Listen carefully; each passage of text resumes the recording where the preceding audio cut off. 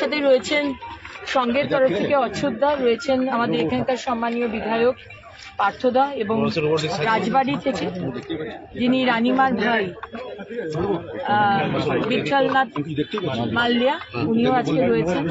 এক বিশাল আয়োজন এবং হাজার হাজার মানুষ। রথযাত্রার আগেও হয়েছে, কিন্তু হিন্দুদের উৎসবকে সেইভাবে পালন করতে দেওয়া হয়, মানুষ ভয়ের পরিবেশে ছিল।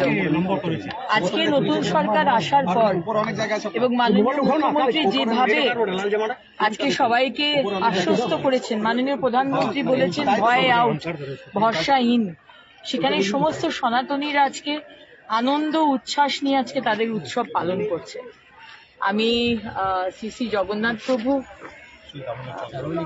আমাদের বলরাম দামোদর, আচ্ছা দামোদর চন্দ্র এখানকার ভগবান আর কি, এবং মাতা সুভদ্রা দেবী আশীর্বাদ করুন। সমস্ত মানুষের বাবার আশীর্বাদ আসুক, সবাই ভালোভাবে বাঁচুক, আমাদের রাজ্য সমৃদ্ধ হোক, আমরা এগিয়ে যেতে পারি ভগবানের কাছে, বাবা জগন্নাথের কাছে, জগন্নাথ প্রভুর কাছে। রানীগঞ্জবাসীর একটা দাবি রয়েছে যে আলাদা করে পুরসভা করা কর্পোরেশন থেকে, সেই বিষয়টা নিয়ে আপনার কাছে কোনো প্রস্তাব দিয়েছে? মাননীয় বিধায়ক আমাকে এই প্রস্তাব দিয়েছেন এবং এই প্রস্তাব কুলটির বিধায়ক মন্ত্রী থেকেও এসেছে এবং জামুরিয়ার যে বিধায়ক তার কাছ থেকেও এসেছে। এখন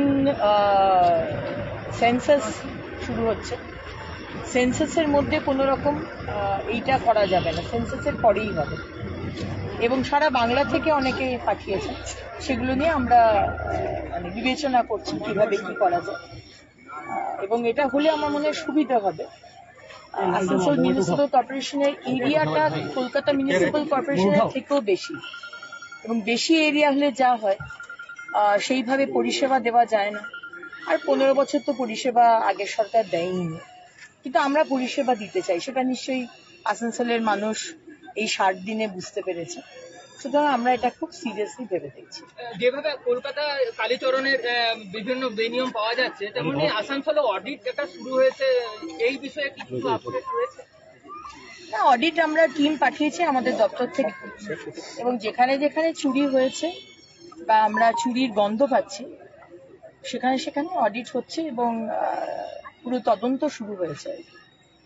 আগে একটুখানি এগোক, তারপর আপনাদের জানাবো।